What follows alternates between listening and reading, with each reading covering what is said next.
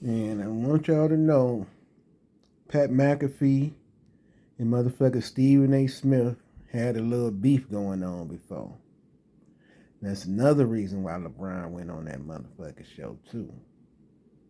Because of that motherfucking, they had a little beef. He don't really care too much for fucking Stephen A. Smith. Alright, like I said, LeBron set all these motherfuckers up on ESPN to put them all in their feelings. And this is how. Now check this shit out. I seen a lot of shit too. Like I seen Brian Windhorst on one of these shows not too long ago. Yeah, you played you guys played together in high school. Yeah, right? He's on your high school. The guy was like, says he's like my fucking best friend. These guys are just weird. LeBron didn't say Brian Windhorst was weird. He said they all was weird. He was talking about all they motherfucking ass. These guys are just weird, but these guys are just weird, but And that was all it took for Brian just to say that about him, and they thought they had him because he said something about that guy. That's all it motherfucking took. And I bet you LeBron knew he was gonna be on First Take that next day. Or if he wasn't, because they heard LeBron say that, they brought his ass on First Take. And LeBron knew they would do that. They was going to either, LeBron knew he was going on First Take, or LeBron knew they was going to bring him on First Take so he can slander LeBron. But the shit backfired. Max sat down with LeBron for an hour plus, obviously addressed a lot of stuff, and I'm assuming you'd also like to address some things. Oh, I got it. See, look, before the show come on, they gave him his little rant. They like, Stephen A., here you go, your little, before we finna go on with the show. We can say whatever you got to say, get that shit off your motherfucking chest. And go on, let's get on with the motherfucking regular show and talk our regular talk. That's what they gave this motherfucker. Listen to him, LeBron James. So LeBron James decides who really, outside of this crew, doesn't really have any friends in the media. Suddenly, he's going to be in Indianapolis, drive into the country, and go and do a show that comes on immediately after First Take. Clearly, they were looking at it, and they used the upcoming Mind Your Game podcast with Steve Nash to disguise what his real agenda was, which was to address me. Because now look how these motherfuckers sitting here. They waiting for him to say something, waiting for him to start off talking about it, waiting for him to say something about Brown. Look at their posture. Look at Stephen A. and Kendrick Perkins' posture. They waiting. They thinking he about to rip LeBron. But it didn't happen. Do you agree with what he said? I think there are times when the media is out of balance, and I encourage NBA players to hold the media accountable when they can, as long as they're okay with being held accountable by the media. I think at times our big challenge in really the game in the modern era is to find that balance.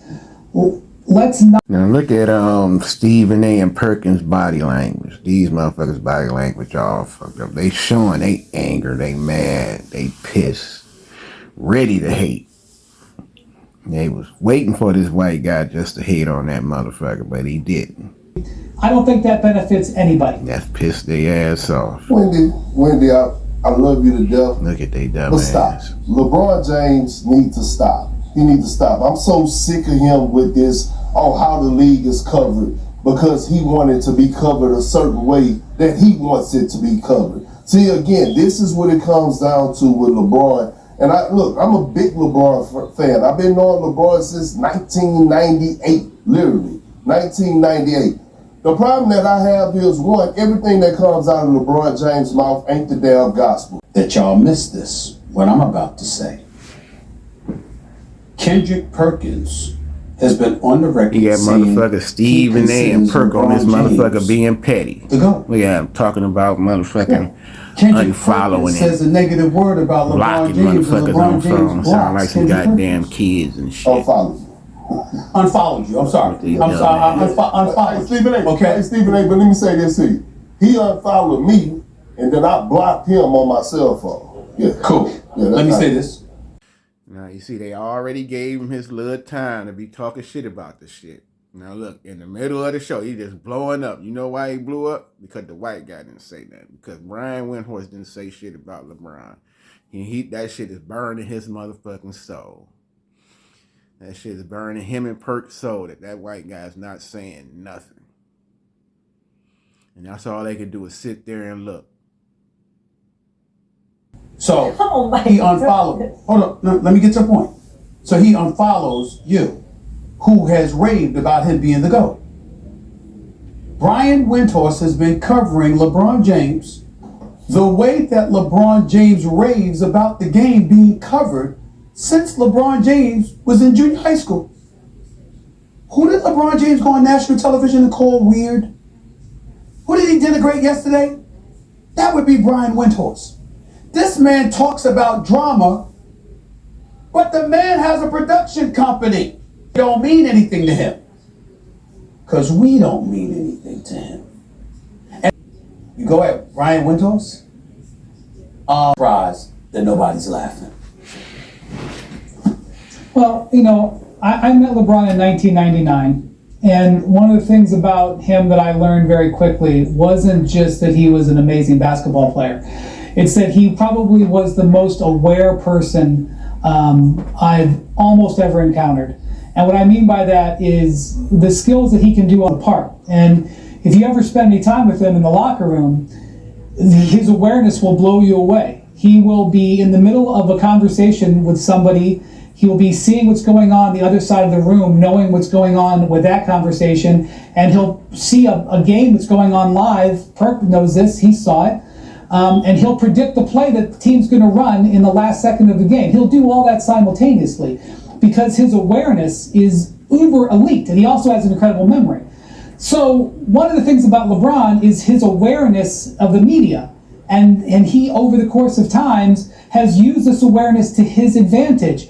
He is a billionaire, not just because he's a basketball player. He's made hundreds of millions playing basketball, but his investments and in things in media have helped him become a billionaire. I can't give LeBron passes on things when he's not aware. I will never accept. I can accept that he makes a bad decision or a bad shot. I can accept that he has a bad take about something, but I can't accept that he makes a mistake on awareness, because his awareness is tremendous. And so he is aware of the exact situation that we are in 2025. He knows exactly everything that you guys just said. You heard what the white guy said. He said LeBron is watching this show right now. Watching everything everybody say right now. That's why that white guy ain't say nothing deep too. Cause he won always getting, interviews and shit with LeBron. So why he gonna fuck that up by trying to talk shit about him? He chooses to go a different route. And so I would just say never, ever, ever underestimate LeBron's awareness when it comes to a basketball court or what's going on in the media. Exactly. The same dude that LeBron James called weird and said what he said on the Pat McAfee show as it pertains to Wendy is the same dude he once sat up on a podium and said, "There's nobody in the business that knows me better than Wendy, who's been covering me since junior high school." That's the guy that turned around and slighted Brian Windhorst yesterday on national television. Go ahead, Perk. Richard Jefferson just got hired as on our A team to cover the NBA Finals. He's smart as hell. Shannon Fry, who won the championship with LeBron James, who does NBA TV, he's intelligent as hell. Phil Handy, who LeBron James won 2 championships with, who's now doing his own thing, he's intelligent as hell. Hell, Draymond Green. Well, I know Draymond Green ruffled the feathers, but no one could ever question his basketball mind or his basketball IQ. He's smart as hell. So what I'm getting at is, why none of those guys? LeBron, these are your guys. Why none of those guys are on mind the game? And I'll leave it at that. And so will I. Here goes Stephen A. Smith. Total motherfucking meltdown. He done brought Kobe from out the dead on this motherfucker. Total meltdown. That he'd be happy with the things that I haven't brought up. I never brought up really and never really discussed why you were not at Kobe Bryant's memorial service. I never really brought up or discussed why you did not attend Dwayne Wade's Hall of Fame induction when that man was directly responsible for you capturing a championship for the first time in your career. I brought up none of that. I didn't bring up the fact that even though when people had asked, you had alluded to what had happened tragically to your son, and thank God he's okay with his heart condition. I didn't bring up the fact that even though you couldn't go to the Hall of Fame induction of Dwayne Wade weeks earlier, you were out of the country on business. I didn't bring that up. That's your personal business. Talk about that. Can I close this segment with asking Big Perk this question? Just a yes or no answer, Perk. God rest his soul. If Kobe Bryant was still alive, with Mind Your Game, Kobe, LeBron, that would have absolutely positively been box office, must see. Would LeBron have done that podcast?